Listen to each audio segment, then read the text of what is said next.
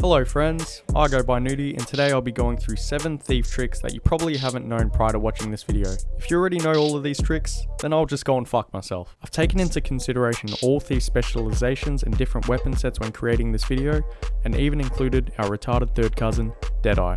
Yeah, that's right, even you trash can Deadeye mains would gain some sort of knowledge out of this. Not that it's needed for your class though. Okay, I'm just kidding. If you do enjoy the video, make sure you leave a like, subscribe if you haven't already, and turn on the notification bell to be notified for future videos. Let's dive in. Thief trick number 1, staff 3 plus jump.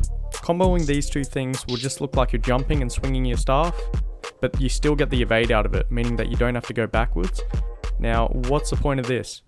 This is extremely good in a lot of cases because you don't have to move, you can evade more frequently, and it's especially good versing other thieves because usually when someone jumps, that's when you steal because they can't cancel it. This can be really good to avoid big bursts, and with all the amount of dodges that Daredevil already has, it's super strong. This can be very good to avoid big cooldowns when you're out of dodges, or even if you just feel like it, just to add some extra flavor. If you are someone who still runs staff Daredevil, I definitely encourage getting used to this. Thief tip number 2, the evade gaps on sword 3, short bow 3, and withdraw. How to avoid them. So if you don't already know, with all 3 of these skills, at the end of the evade, you're locked into an animation where you're no longer evading and you're vulnerable to being hit. Yes, that's right. That's why you get fucking hit while you're meant to be evading. Now, how do we work around this? There are a few ways you can do this. One of them is by swapping weapons. The other is chaining the evade with your withdraw or roll for initiative, and or doing both at the same time. Once again, this is especially good for making other thieves miss their steal and can really help in that matchup.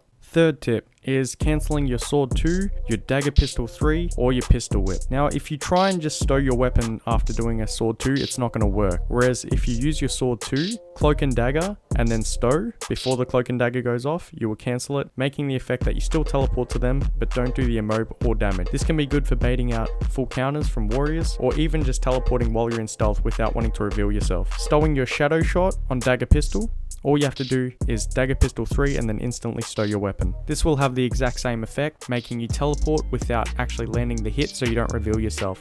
It's good for lining up backstabs better, or just to bait out dodges because they'll see the shadow shot effect coming. Pistol whip, this can be really good to bait dodges, so pretty much what you want to do is cast pistol whip and then instantly stow. It's good for baiting out dodges and cooldowns. In order to do all 3 of these, you'll have to set a keybind for stowing your weapon. Number 4, this one's a nice, easy, straightforward one. A thief's steal ability can interrupt the spellbreaker's full counter. The only thing you have to make sure you do is pop their balanced stance auto trait if they're running it beforehand. If you can keep an eye on their bar and make sure that that trait has been popped, you can interrupt their full counters while it's on cooldown. You know what this means? They don't get any fucking adrenal health, meaning they don't heal much. That's what we want. Trick number 5. This one is for the deadeyes. So pretty much when you're in stealth, as we fucking know you always are, before you do your big burst with Death's Judgment, what you can do is actually cast Spotter's Shot, which is your second ability while you're crouching, and then the moment that Spotter's Shot is fired, you can then spam 1 and get your Death's Judgment in as well. This obviously will immob your target and just add some extra damage to your burst. Why am I giving them tips?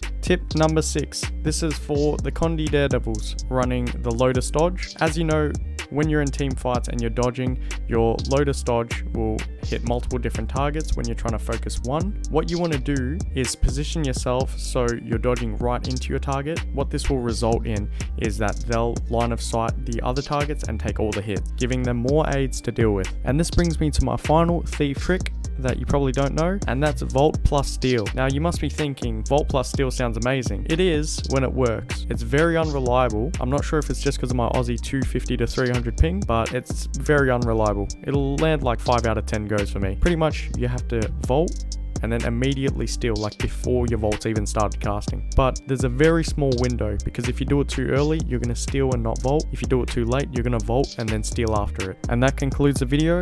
That pretty much wraps up all the non-mainstream thief tricks that a lot of people don't know. We are almost at 5,000 subs. Let's get there before 2019. Leave a like, sub, and let me know what you want to see next time in the comments. Whoa, ice, drip, white, wrist, bad.